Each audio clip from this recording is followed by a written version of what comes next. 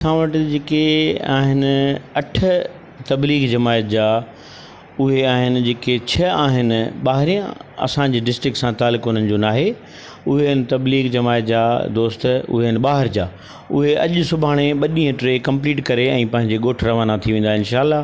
बाक़ी जेके सरगोदा ऐं मां आया आहिनि ऐं लाहौर मां आया आहिनि उहे आहिनि 2 ॼणा तबलीग जा, जंहिंजो तालुक़ु डिगड़ी सां आहे ऐं उहे बि पंहिंजी आइसोलेशन जो टाइम तक़रीबन उहो पूरो करे विया आहिनि ऐं 5-7 ॾींहं उन्हनि खे गुज़री विया आहिनि ऐं जेको आइसोलेशन जो हुननि जो टाइम आहे 14 ॾींहं उहो पूरो कंदा।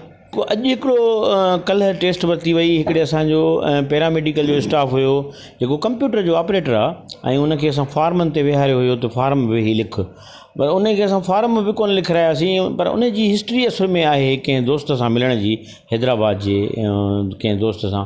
थी सघे थो उनजो को पॉज़िटिव हुजे ऐं उन ॿी उनजो असांजे ज़हन में इहो हुयो त जेका गवर्नमेंट असांखे पॉलिसी ॾिनी आहे ट्रैक एंड ट्रेस पॉलिसी, त असां जीअं जिन माण्हुनि सां हिननि जो तालुक़ु हुयो तबलीगनि जो, को ईंदा वेंदा हुया या वेझो तालुक़ु हुयो, त उन्हनि जा बि असां कॉन्टेक्ट करायूं, सैंपल करायूं। उन्हनि जे तहत असां 5-7 कॉन्टेक्ट कराया आहिनि, जंहिं तहत असांखे हिकिड़ो इहो अॼु जंहिंखे का बि तकलीफ़ कोन्हे पर पॉज़िटिव आहे।